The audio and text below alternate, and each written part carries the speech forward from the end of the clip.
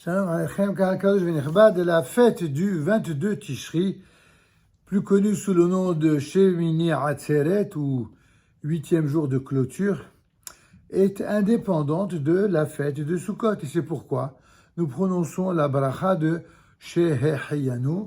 D'ailleurs, les épouses font cette bénédiction lorsqu'elles allument les Nerot de Shemini Atzeret, et les hommes en font de même concernant la récitation du Kiddush, où ils associent leur bracha à la bénédiction de Shehecheyanu, cette fameuse bénédiction que nous récitons lorsque un nouvel événement se présente devant nous. Le nom Atzeret, comme on l'a dit, qui signifie clôture, est employé par la Torah, notamment dans le chapitre 29 du Sefer Bemidbar. Dans ce texte, il est dit « Bayom hashimini Atzeret yelachem ». En effet, le 8e jour sera pour vous une Atzeret, au verset 35. Certains de nos commentateurs considèrent cette expression comme une preuve d'amour, de l'amour que le saint béni soit-il porte à Israël. En effet, Rashi dit sur ce passage que pendant les 7 jours de Sukkot, vous avez offert 70 taureaux pour les 70 nations de la terre. Et bien maintenant, en ce dernier jour, un jour de grâce, préparez un repas modeste en mon honneur, un seul taureau, un seul bélier. De grâce, restez un jour de plus, car c'est dur pour moi de vous voir partir, ainsi s'exprime le Midrash. En effet, Shemini Atzeret, c'est l'unique parmi les fêtes dites de pèlerinage, l'unique jour en ce qui concerne les offrandes de Moussaf. Pour chacun des jours de Pessah, pour Shavuot, celle-ci comporte, en tout cas à l'époque du temple de Jérusalem, comportait 2 taureaux, 2 béliers et 7 brebis. Et pour les 7 jours de Sukkot, on offrait 70 taureaux avec en plus chaque jour 2 béliers et 14 brebis. L'offrande de Shemini Atzeret est des plus modestes.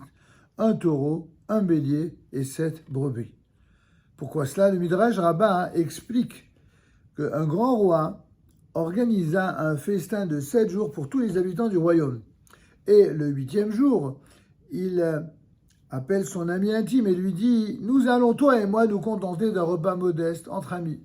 Peu importe la quantité et le nombre de mets, mais que ce soit au moins pour nous seuls, dans l'intimité de notre amitié. » Eh bien, ainsi, dit la Torah, le 8e jour sera pour vous. Atzeret yelachem, entre toi et moi, entre nous.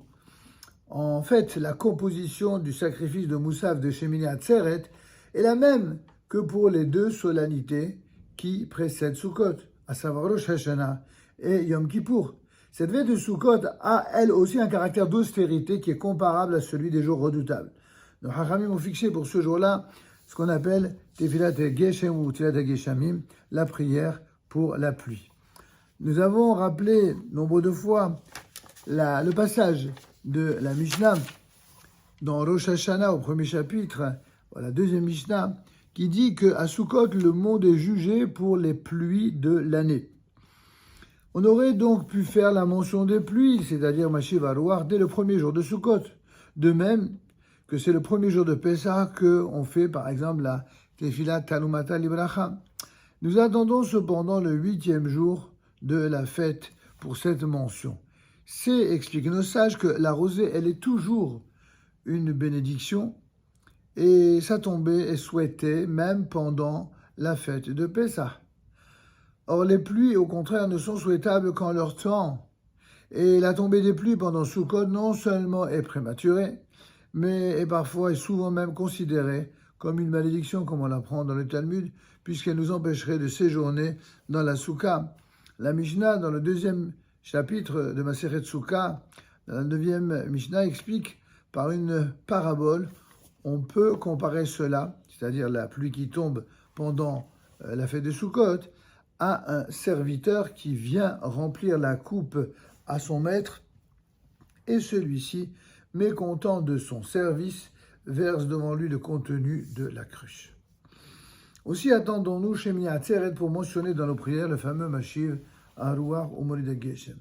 Comme ce jour-là, tout Israël a quitté la Soukha pour occuper de nouveau ses demeures fixes.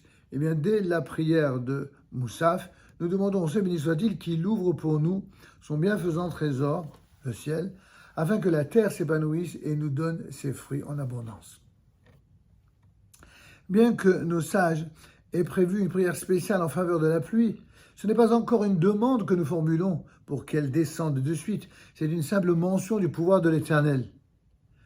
Askarat Gvurot ou Agishamim, Gvurot Agishamim, c'est-à-dire le pouvoir de l'Éternel de la dispenser en son heure. En effet, la demande formelle qui dit Veten Tal ou Matar est intercalée dans la 9e bénédiction du Shmoneh Esrei à partir du 7 Mar Heshvan seulement. L'idée de l'importance des pluies pour la nature est soulignée dans la 2e bénédiction du Shmoneh Esrei, dont le titre est Gevurot HaKishalim, la puissance illimitée de Dieu, et donc dont la conclusion est Mehayeh Metim, celui qui ressuscite les morts. C'est-à-dire que nos sages ont estimé que le fait que Dieu seul détient la clé des pluies, qui est la plus grande manifestation de sa puissance dans la nature, et que grâce aux pluies bienfaisantes, la vie est assurée sur terre. Grâce à elle, les arbres prennent vie, les graines confiées à la terre peuvent également germer.